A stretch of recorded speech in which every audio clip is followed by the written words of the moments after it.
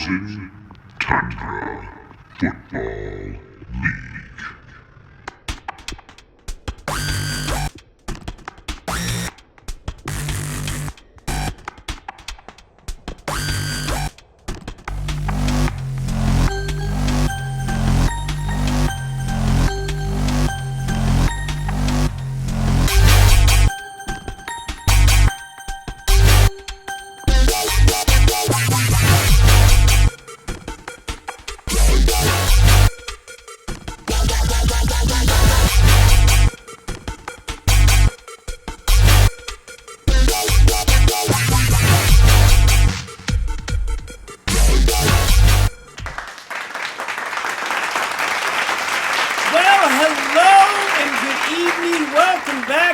My friends and fellow FTFLers, and lest us not forget those folks in blue keeping the mean streets of Park Rapids clean. Here to you, Park Rapids Police Department. Well, we are 6 weeks down, 7 weeks to go, almost at the halfway point. And I talked about how last week was going to be the haves versus the have-nots, and then, of course, Eric versus Matt. And a couple of the have-nots got to win and have eked themselves back closer to contention. However, one of those have-nots has already said, "That's it, I'm out, wave the flag, it's no chance." Even though they're only one game out of a playoff spot with 7 to go, seems rather Minnesotan of them. However, no big deal. One of the haves that continued to roll was Adam Swart. Moves to 6-0. Is anybody going to beat Adam Swart? Because even I, your king, I'm not retiring that because I'm the king. Look, I've got the chalice. See? But who's going to beat Adam Swart? I mean, maybe, just maybe, it's kind of like one of my all-time favorite lines in Kingpin. Bill Murray's character, Big Ernie McCracken, when asked upon entering or showing up for the big national tournament in Reno, Nevada, who his biggest competition, who is he afraid of the most? He said, well, actually, probably myself, because I could get drunk, fall down, and knock myself out. That might be how Adam Swart doesn't win the Fantasy Bowl title. All those draft picks, the keepers he had, everything is coming up. Millhouse, will anybody be able to stop Adam Swart?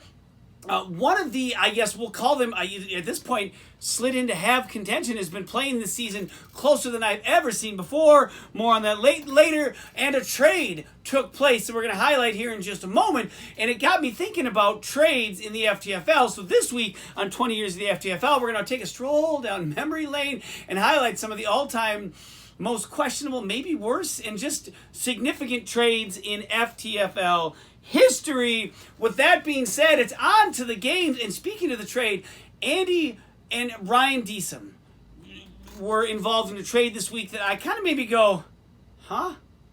We'll get there. If you're Ryan Deesum, bringing your bottom shelf, back of the rack, blue light special from Kmart, titties and balls, 2-3. Now, I mentioned last week that 2-3 was his exact same record at this time last year. He went on to play in the Fantasy Bowl. This year, boy, oh boy, the car is clunking down the road and runs into a team that is definitely better. I'm not entirely sure how much better, but at the end of the day, Andy's Mixing Cocktails moved to 5-1 with a 102 to 85.5 victory over Ryan. If you're Andy, the New England defense, which he picked up, by the way, 27 points, absolutely just destroying people. Lamar Jackson, who a couple weeks ago said, I really don't prefer to run the ball, ran for 150 and a score. He had 20 points. Austin Hooper, who I drafted and then dropped in favor of Darren Waller, had 16. He's averaging 11-2. He's only gone on to become the best tight end in all of football. Remember, folks, I'm not supposed to win in the FTFL. Plain and simple. Some of you are like, well, you should have known. That was before any games have been played. So don't give me that boo-hoo, blah, blah, baloney. It is what it is because of the way things are. I'm just not supposed to win.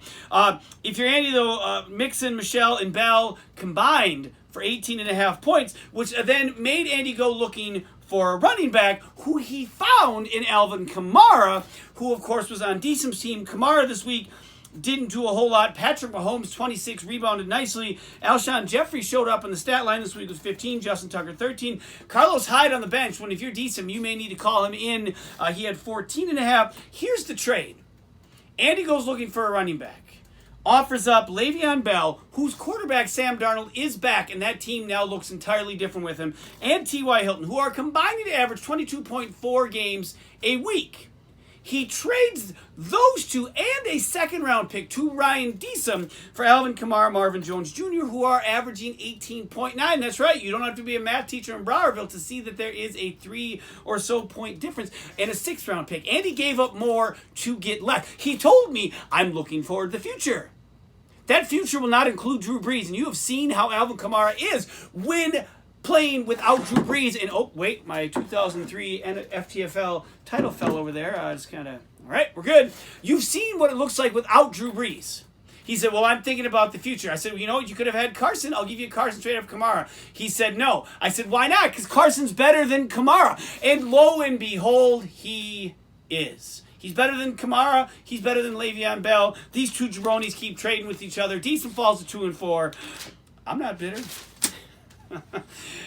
Maybe some of my bitterness is from the fact that I lose again this week. I fall to 1-5. I lose to the overworked, underpaid, underappreciated log cabin pizza employees who are just riding all over Browerville and Osakis on their way to a 6-0 record, 103-72. Deshaun Watson with 26 for Adam Swart. Joey Sly, one of the coolest names I've ever heard in all of football, 15. Mike Evans with 12.5. Baltimore defense with 4 is the only person under 6 and in Swart's entire starting lineup. Aaron Rodgers finally shows up this week, and I'll be honest, I've told people the reason I am what I am as far as record-wise, outside of the fact that I'm not supposed to win, is that my quarterback play has been below average at best. Aaron Rodgers showed up last night, and of course the Green Bay Packers moved to 5-1. I'm done hearing from any and all Viking fans about the refs. Sure, there were calls maybe last night and not maybe that were messed up. That happens in every game, every week, for every team. Honest to God. Again, I said this once, and maybe it just needs repeating. The first time I hear the Viking fans talk about the Packers winning and it doesn't involve the refs will be, the next time I hear it will be the first time. Every single text, comment, sentence is always about the refs. Good Lord. Hey, by the way, the number 9 running back in the league put up 18, Chris Carson, and the number 1 overall receiver, Chris Godwin, tacked on 15. 5 of my players were at or below 4 points. Peyton Barber, you bum, scored me 0. I fall to 1-5. Although, I'm not going to tell you, I'm not giving up. I'm only a couple games out of a playoff spot. Is it highly probable? No. But you know what? You got to keep fighting. You got to keep believing. After this week, I think Linkowitz maybe somewhere in the middle, and Markser probably should be believing. He has one of the absolute best teams in the league on paper, and not even on paper according to the stats. It just hasn't come out in the win column, and I know that's the stat that matters the most. Markser, though, at 1-4, just trounced Linkowitz, 134.5 to 73. Markser's team just all over the place. Russell Stupid Face Wilson with 24, Nick Chubb 22.5, James Conner 21.5, David Johnson 20, good Lord, 60+ points from the 3-headed running back monster. Terry, will somebody give him an opportunity? McLaurin with 20 points on Markser has been starting him. However, his other 3 available receivers combined for a half a point. Half a point. Chris Godwin, anyone? Chris, you out there? No matter. If you're looking at Tyreek Hill, speaking of receivers, Tyreek Hill comes back this week, scored 22.5. Tom Brady, 18. Calvin Ridley with 10. Jordan Howard, Derrick Henry combined for 4.5. That's not going to get it done. Greg Legatron, zero line with only 1 point, was averaging just over 12 on the season. Still wouldn't have mattered. Linkowitz falls to 3-3. However, if the playoffs started today, he'd be in. Now, we take a little bit of a break. I mentioned the trade earlier, went back and I looked. Boy, there's been some doozies. Up next, 20 years of the FTFL. And now, the 20 years of the FTFL. All right, so the trade this week between Andy and Deesum made me think about, all right, what other suspect and or bad, questionable, whatever, trades of significance have happened in the 20 years of the FTFL. When I first went back to find any sort of data, I couldn't get into the 02, 01, 03, I think up to 07, up until 08 or whatever, they weren't stored anymore. It said, because of this, blah, blah, blah, rules and rate, blah, who cares? So starting in 2007, here's what I come up with, and boy, oh boy, we got some real good ones on this list. In 2007, Adam Saltmarsh, often one to, I think, mostly in trades, come out on the better end of things. Gave away all sorts of talent. Edgerrin James, Larry Johnson during his prime, and Torrey Holt. These are three primetime players. Now, Holt was probably more towards the end of his career. However, traded those three to Adam Swart for someone named Lamont Jordan. Brian, I'm usually serviceable Westbrook. Terrell Owens, and a first-round pick. So these were these three guys for Terrell Owens in the first. I maybe kind of somewhat okay. I guess we'd have to look back at all the numbers, but it seemed like a lot just for Terrell Owens and a first. Also in 2007, the first of three very interesting trades between Jeff Markser and Sid Hagan. Pay attention, here we go. Jeff Markser traded away John Carney. That's right, the same John made famous in the Wrong John incident. Oh, wait. Brett, do you remember? That's right, John Carney was a kicker. Jeff traded John Carney, the kicker, and a third-round pick to Sid for Lawrence Maroney and a last-round pick. Lawrence Maroney, your claim to fame, you were traded in the FTFL for a damn kicker. Let that sink in. Now, also, don't forget, 2007 is the year that I just wasted, frivolously threw away, lit it up just to watch it burn. A second-round pick for Drew, the biggest bum on the face of the planet, Breeze. That's right. That also happened in 2007. How did Jeff trading a kicker not end up in the toilet bowl? And I did. Come on. In 2008, Jeff again taking advantage of Sid Hagan. I mean, there's a pattern here where Jeff is just giving it to Sid and Sid is taking it. Jeff traded away the Tampa Bay defense. Tampa Bay defense. Now, I know that was probably during the heyday of the Tampa Bay Buccaneers, cover two defense. However, the Tampa 2, he traded away just for a fifth-round pick. Now, Andy this year is the owner of the best by far defense in the league. Is there any chance that someone offers him a trade? Jeff, if you're listening, here's your chance. For the New England Patriots, not entirely sure. In 2009, Andy traded away Felix Jones to Adam Saltmarsh for LaDainian Tomlinson. Now, if you're Adam Saltmarsh trading away, you're trading away LaDainian Tomlinson, it was towards the end of his career. However, Felix Jones was supposed to be the upstart running back. He only ended up with 66 points. Tomlinson ended up with 116 on the year. It didn't work out in his favor. In 2010, Joe, remember Joe? That's right, he of the Naked Warriors talked about his team last week a little bit, traded away Michael Bush and a third-round pick to me for Ray Rice and a 14th-round pick. This is part of the infamous Ray Rice sweepstakes. I was tired of him. He was underperforming. Said, anyone want him? Best offer, here we go. Of course, what happened next was he got in all sorts of trouble doing terrible things and never played in the league again. And I believe that probably wasn't quite the same year Joe left, but it wasn't very soon there. After also 2010, Drew, the big-time bum Breeze, was traded for a fifth-round pick to Adam Saltmarsh for Austin Miles and a third. That is right. Drew Brees was traded for Austin Miles. And that didn't end up on the toilet seat either, did it, boys and girls? No, it did not. Now, in 2011, the largest trade in FTFL history took place. Sid traded Arian Foster, Larry Fitzgerald, Jimmy Graham, a fourth and a fifth to Adam Saltmarsh for Ryan Matthews, Des Bryant, Greg Olson, a first and a third. 10 players and picks involved. Saltmarsh that year was also involved in an 8-player/pick trade. $18 between two transactions. Neither of which these two teams were any part of the winnings. Neither of them won that year. In 2012, here we go again with Jeff Markser and Sid Hagan. Mike Williams, I believe, of the Detroit Lions first-round pick blunder, had made his way down to Tampa Bay. And the Houston defense. That's right. Jeff, for the second time, is trading away. That's right. If you keep track, Jeff has traded away a kicker. Jeff is brilliant at this point for getting people to take these waiver wire pickups off his hand. Mike Williams and the Houston defense get this to Sid for Andrew Luck and Reggie Wayne. That might be the greatest trade of all time.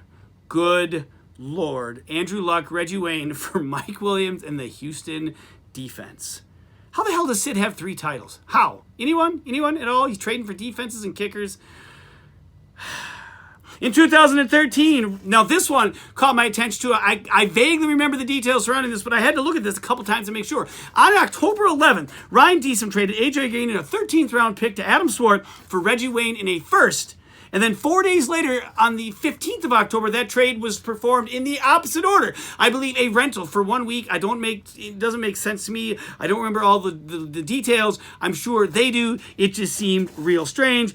In 2015, we entered a whole new territory when it came to trades because Jeff gave Eric a second-round pick for nothing. Now, that trade was null and voided, and really, I believe, one of the few trades in league history that had been voided up until that point. Maybe the only one since, probably two. In 2016, Brett traded Jeremy Hill in an 8th to Ryan Deesum for Alan Hearns in a 5th. You're like, well, what's the big deal? Remember, folks, that is a trade where I traded for Hearns and was unable to use him in time for my game. Also the very same year where I traded David Johnson in a 7th to Jeff Markser for Duke Johnson, a 1st and a 2nd, and Jeff took David Johnson all the way to his 3rd fantasy football title.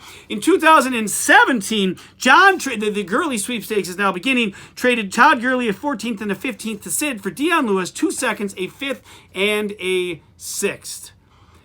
John would claim he thought one of those seconds was a 1st, and this is why this was happening. Of course, I went later on then to trade for Gurley. In 2018, I gave up 2 firsts and a 2nd just to get Gurley.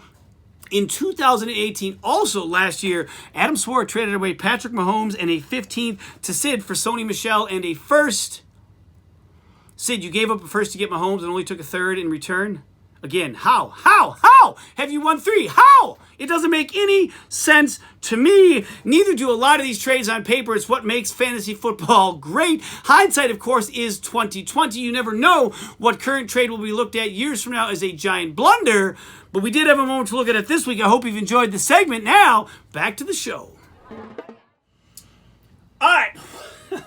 That was super entertaining. Lots of interesting things from over the years. Now, I would like to say that it seems that we have gotten slightly better over the years. However, there is still one individual who loves to just throw out trade offers. If you were at the draft this year, which I know that only means a few of you, we read through some of Adam Saltmarsh's trade offers to Matt last year that he was so angry that Matt just wouldn't accept.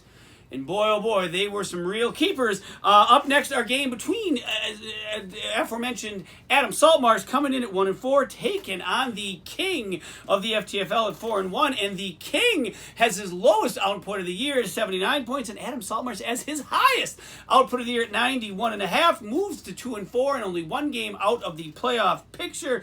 Kirk, holy moly, where did that come from? Cousins with 38 points, Philip Lindsay 11, New Orleans 11, someone named Deontay Johnson scored a point. Demarcus Robinson got 0 points. No matter. Adam Saltmarsh wins in this one. If you're Sid, Christian McCaffrey had all sorts of touches and not all sorts of yards. Still scored twice, 16 points. Devontae Freeman put in a couple, 19.5.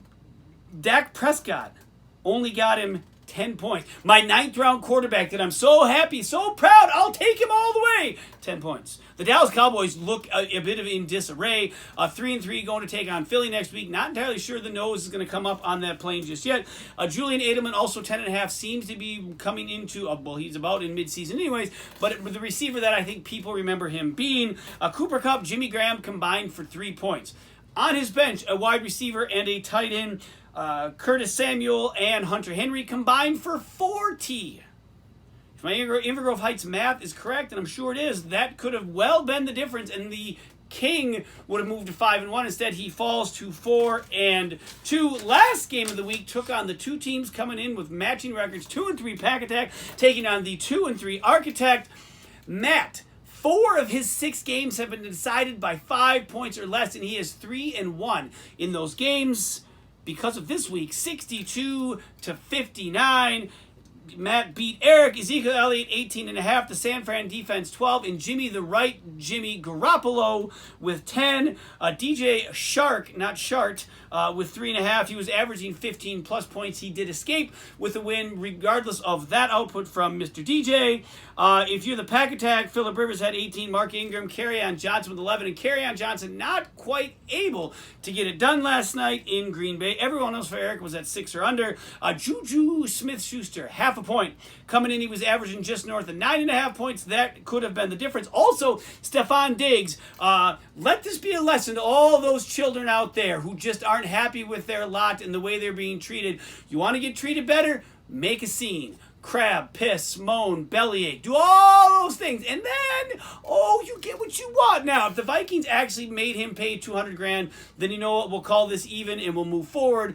but good Lord, 41.5 points on the bench. Eric could have sadly used just a couple of those and would have moved on to 3-3. Instead, he falls to 2-4 and currently out of the playoffs, whereas Matt, the architect, has this, again, very close games, not very high-scoring games, but a win is a win. He moves on to 3-3. We're moving on to the stud, the dud, and the decent update before we get to next week's games and wrap this thing up. Stud of the week, New England's defense, 27 points. They're averaging 21-plus points a week from a defense. A defense. Now, we saw in the 20 years of the FTFL segment that a trade for a defense isn't unprecedented, maybe? We see something go down with New England. I don't know. Andy probably wants to keep them around because, good Lord, even 10 to 12 points a week from your defense is a nice thing to have. I will also begrudgingly put in Kirk Cousins, 38. Dominant performance. Huge win for Adam Saltmarsh. Keeps him somewhat in contention going forward. The dud of the week, Juju, half a point. When you're averaging 9+ and your team loses by 3, yep, it's on you. You're the dud, Juju. You know what else going to put the dud here? Although this is for my other league, which, by the way, 1-5 in this league.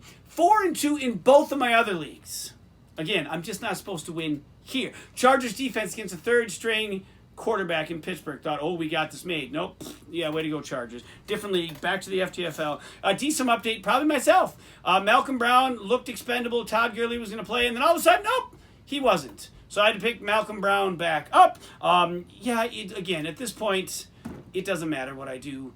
This season is spinning out of control, yet I will not give up hope.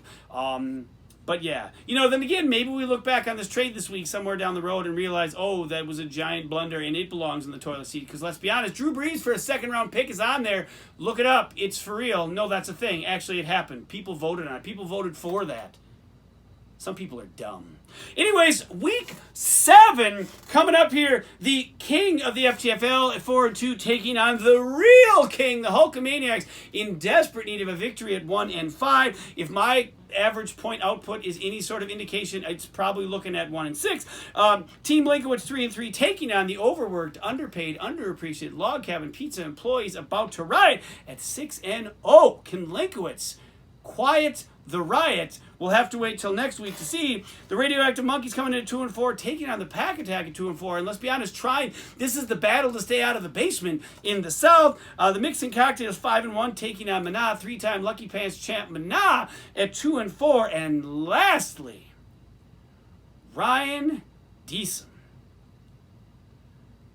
sifting around under the couch cushions, looking for change. Oh, look what I found. It's my titties and balls at 2-4, taking on the Architect at 3-3. That wraps up this edition of the FTFL Weekly Update. I am headed north with my oldest daughter to backpack the Superior Hiking Trail. If I'm not back in this seat by this time next week, something terrible has happened.